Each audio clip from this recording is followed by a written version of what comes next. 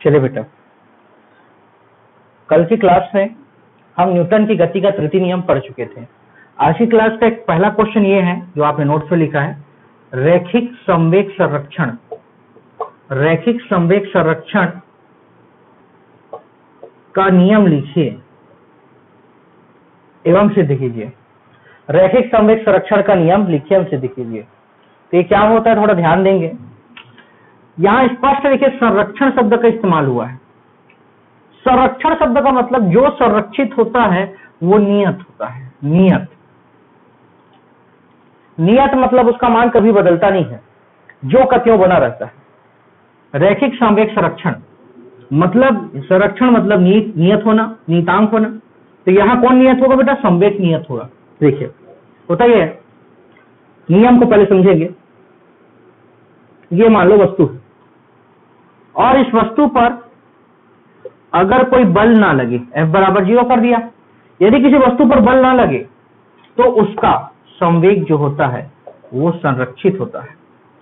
संरक्षित लिख सकते हो या नियत लिख सकते हो। P का मतलब क्या होता है? संवेग होता है। P का मतलब क्या होता है बेटा? समवेग होता है। यदि किसी वस्तु पर कोई बल ना लगे तो उसका संवेग क्या होता है? संरक्षित या नियत होता है। यही है रैखिक संवेग संरक्षण का नियम। यही है आपका रैखिक संवेग संरक्षण का नियम। यदि किसी वस्तु पर कोई बल ना लगे तो उसका संवेग क्या होता है? संरक्षित होता है या नियत होता है। क्लियर? अब इसी को हमको प्रूफ करना है। देखिएगा, अब इसी को हम प्रूफ करने वाले हैं। कैसे प्रूफ होगा इसको समझेंगे। देखिए कैसे प्रूफ होता है। इसके लिए सबसे पहला चीज क्या होगा देखिएगा। एक बात तो ये होगी, अगला बात देखिए। सबसे पहले एक कण के लिए इसको सिद्ध करेंगे। एक कण के लिए इसके लिए माना जाएगा, इसके लिए हम मानेंगे, माना कि किसी वस्तु पर F बल लगाने पर डेल टी समय में संवेग डेल सदिश P हो। ठीक है, मान लेते हैं कि वस्तु पर हमने बल लगाया तो कुछ समय गुजर गया। डेल टी मतलब समय का गुजर जाना, बदल जाना। कुछ समय गुजर जाने के बाद संवेग में परिवर्तन, संवेग कितना हो जाता है? डेल सदिश P हो जाता है। डेल सदिश P हो जाता है। तो आपने पढ़ा है, चूंकि न्यूटन के गति के द्वितीय नियम से आपने पढ़ा है, क्या पढ़ा है कि सदिश F बराबर डेल सदिश P अपॉन डेल टी। के वे को छोड़ दिया हूं यहां तक। और हम ये जानते हैं कि संवेग संरक्षण के नियम में क्या नहीं लगता? बल नहीं लगता। यदि या चूंकि लिख सकते हो या यदि लिख सकते हो, आपके ऊपर डिपेंड करता है। यदि F का मान शून्य हो मतलब इस F के जगह में क्या रखें? शून्य। तो देखिए रखता हूं, F के जगह शून्य बराबर डेल सदिश P upon del T. Del T का गुणा तिरछा होगा 0 के साथ। डेल टी का गुणा तिरछा किसके साथ होगा? 0 के साथ। खत्म हो जाएगा, केवल बचेगा डेल सदिश P बराबर 0। तो याद, अब डेल को हटा देंगे और केवल किसको लिख देंगे? P बराबर क्या लिख देंगे? नियतांक। जैसे ही डेल को हटाएंगे तो ये 0 की जगह पर क्या लिख सकते हैं? नियतांक। और यही हमको सिद्ध करना था। यदि वस्तु पर बल ना लगे मतलब 0, तो ये जो संवेग है वो नियत होता है, नियतांक होता है। ये हमने प्रूफ कर दिया। किसके लिए? एक कण के लिए। अभी हमने प्रूफ किया है बेटा किसके लिए? एक कण के लिए, कि हमने माना किसी वस्तु पर F बल लग रहा है, लगाने पर डेल टी समय में संवेग क्या हो? डेल सदिश P हो। तो न्यूटन के गति का कौन सा नियम लिए? द्वितीय नियम। द्वितीय नियम में हम शुरू किए सदिश F बराबर डेल P बटा डेल टी सदिश F का मान 0, क्योंकि नियम बोलता है बल नहीं लगाना है। भले हमने मान के चला है, लगाए हैं, लेकिन लगाना नहीं है, तो ये 0 हो जाएगा। डेल सदिश P अपनी जगह पे और डेल टी अपनी जगह पे। तिरछा गुणा करेंगे, डेल टी का मान कितना हो जाएगा? 0। तो केवल कौन बचेगा? डेल सदिश P बचेगा बराबर 0। बेटा इधर का डेल हटाएंगे तो इधर 0 की जगह क्या लिखेंगे? नियतांक लिखेंगे। ये किसके लिए हुआ? एक कण के लिए। अब इसी क्वेश्चन को हमको n कण के लिए भी बनाना है, एक कण के बाद इसी को हमको n कण के लिए बनाना है। n कण मतलब जैसे कि आपको याद होगा कक्षा 10वीं में आपने पढ़ा था nवां पद मतलब 1 2 3 4 ऐसे करते करते आप आगे बढ़ते थे और कहां तक जाते थे n तक। वैसे ही यहाँ पर देखिएगा, हम यहाँ लिखेंगे, हेडिंग पहले डालेंगे n कण के लिए, n कण के लिए हम पहले लेंगे, ध्यान देना। तो सबसे पहले n कण के लिए हमने लिख लिया है, अब इसमें हम लिखेंगे माना कि ठीक, n कण में सदिश f बल लगाने पर, वहां सदिश भूल गए थे, ध्यान रखना सदिश लिखना है, सदिश f बल लगाने पर del t समय बाद संवेग सदिश P1, सामने डेल लिखना है, कॉमा सदिश P2 प्लस कर सकते हो सदिश P3, ऐसे होते होते कहां तक चल जाएगा, सदिश Pn तक चल जाएगा। सामने डेल लगा दिया हूं, सामने बाहर में है मतलब सब में डेल लगा है, तो P1 P2 P3 होते होते कहां तक चल जाएगा, Pn तक। फिर वही बात, न्यूटन की गति का द्वितीय नियम बराबर डेल बाहर, शॉर्टकट पे लिख लेते हैं P1 P2 P3 dash dash dash dash Pn बटा क्या हो जाएगा, डेल टी। ठीक है, नियम ये होता है सदिश f बराबर डेल सदिश P अपॉन डेल टी, लेकिन भैया अब P नहीं, अब क्या है P1 P2 P3 और कहां तक जाएगा, Pn तक जाएगा। अब इसके बाद आपको पता है, बताए थे आपको, यदि बल को हम शून्य मान लें, बल ना लगाएं, तो इस f के जगह पे क्या आ जाएगा बेटा, 0 बराबर डेल अपनी जगह पे P1 plus P2 plus P3 dash dash dash कहां तक जाएगा, Pn तक, बस लिख सकते हो बटा डेल टी। तिरछा गुणा करेंगे 0 का गुणा डेल टी में, डेल टी स्वाहा हो जाएगा, खत्म हो जाएगा। अब बचेगा कौन, तो बचेगा, उसको लिखो डेल सदिश P1 P2 धन P3 डैश डैश डैश कहां तक जाएगा, ये Pn तक जाएगा और बाहर में क्या हो जाएगा, 0। अब मैं बताया था पिछले क्वेश्चन में बेटा, इस डेल को, इस परिवर्तन को हटाओगे तो ये 0 क्या बन जाता है, नियतांक, तो इसलिए लास्ट में लिख देंगे P1 plus P2 plus P3 dash dash dash plus Pn बराबर क्या, नियतांक। ये हो गया हमारा रैखिक संवेग संरक्षण का नियम, कितने कण के लिए, n कण के लिए। पिछले क्वेश्चन में बेटा एक कण था, तो यहाँ एक कण के लिए केवल डेल P का इस्तेमाल किए थे, यहाँ n कण है इसलिए P1 P2 P3 होते होते कहां तक जाएगा, Pn तक जाएगा। तो ये हमारा कंप्लीट हो गया, कितने कण के लिए, n कण के लिए। ठीक है, जहां बल खत्म होगा तिरछा गुणा करेंगे, 0 खत्म और आपका आंसर क्या होगा, तैयार हो जाएगा। ये हुआ आज का एक क्वेश्चन। अब देखते हैं नेक्स्ट क्वेश्चन।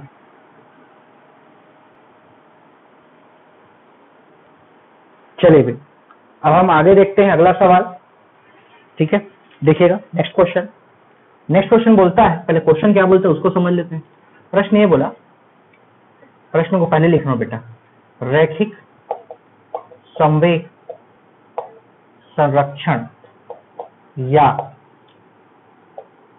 न्यूटन के गति के द्वितीय नियम की सहायता से न्यूटन के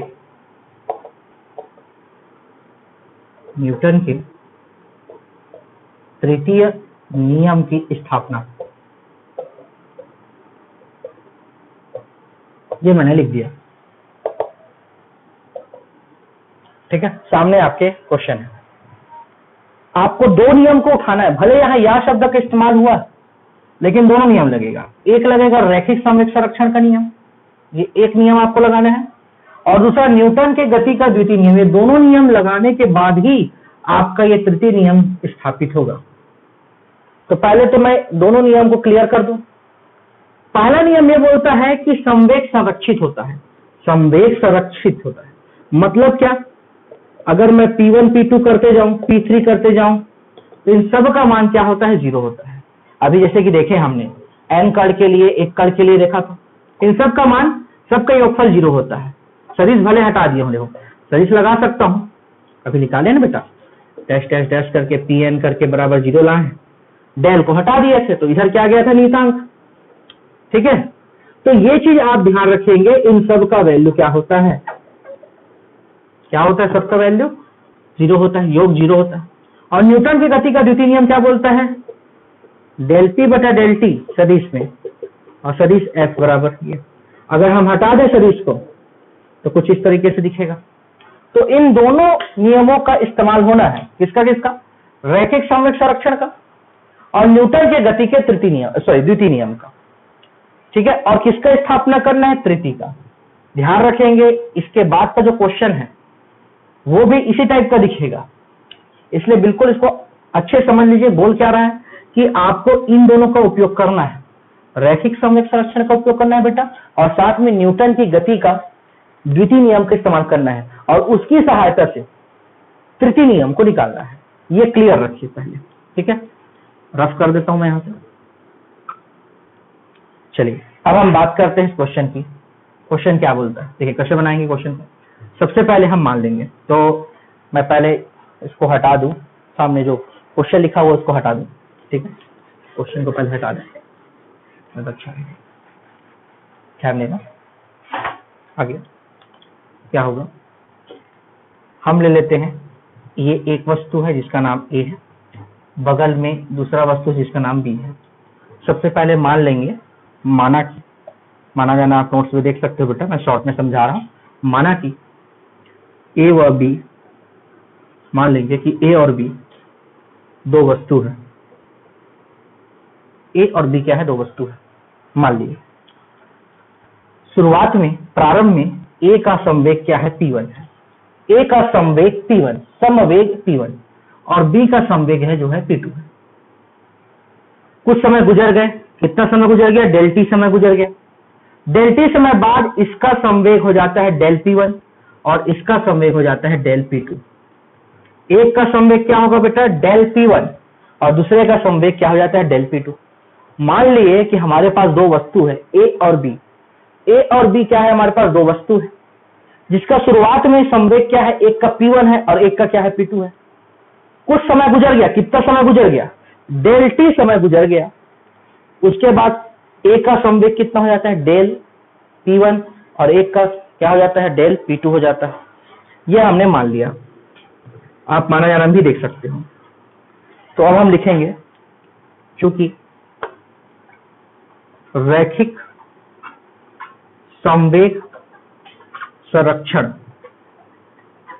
के नियम से, रैखिक संवेग संरक्षण के नियम से हम ये लिख सकते हैं बेटा कि del P1 plus del P2, इन दोनों का वैल्यू क्या होगा, 0 होगा। 0 के बराबर कर देता हूं मैं इसको, बराबर कर दिया। अब देखिएगा यह डेल P1 इधर होगा, डेल P2 उस पर जाके हो गया माइनस। दोनों पक्षों में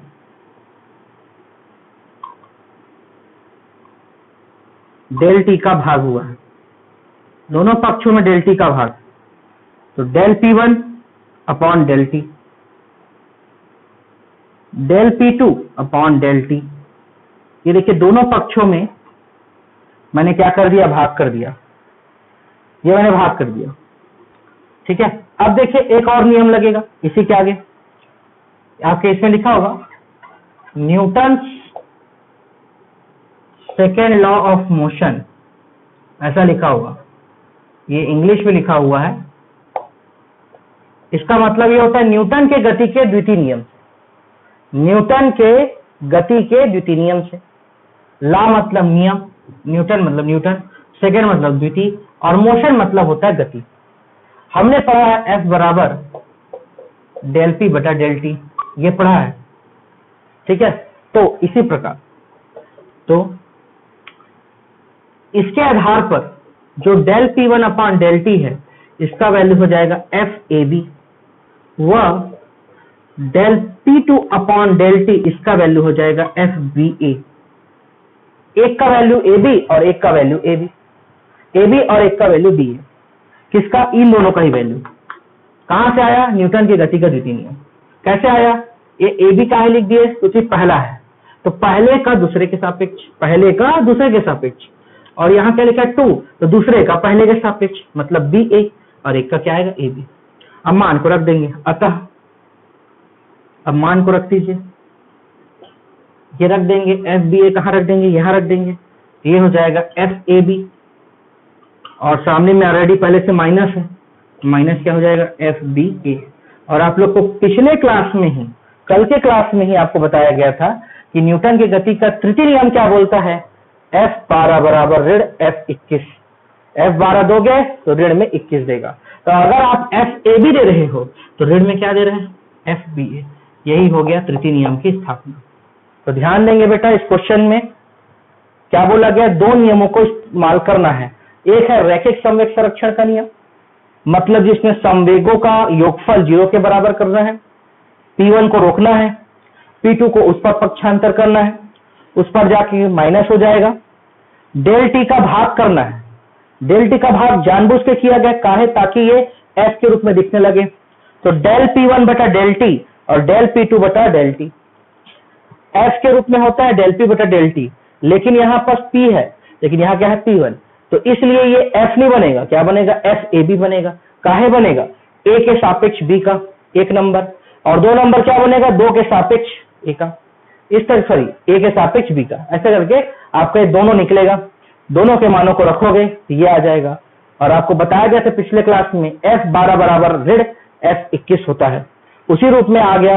तो इस प्रकार न्यूटन के गति का तृतीय नियम भी आपका सत्यापित हो जाता है।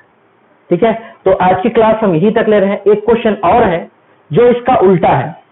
उल्टा बोलने का मतलब शुरू यहां से होगा और लाओगे ये, शुरू यहां से होगा और लाओगे ये, इस टाइप का क्वेश्चन है वो। तो थोड़ा डिफरेंट है, आप क्वेश्चन को पढ़ के देखिएगा। तृतीय नियम का उपयोग करना है, तृतीय नियम का उपयोग करना है, और संवेग संरक्षण और गति के द्वितीय नियम को स्थापित करना है। उल्टा, जस्ट उल्टा। अभी आपने ये दोनों इस्तेमाल किया, संवेग संरक्षण, न्यूटन सेकेंड लॉ, और निकाला गति का तृतीय नियम। अब गति का तृतीय नियम इस्तेमाल करोगे और ये दोनों निकालोगे। तो इसको हम कल की क्लास में देखेंगे। ठीक है, चलिए आज की क्लास में यहीं तक बेटा, थैंक यू।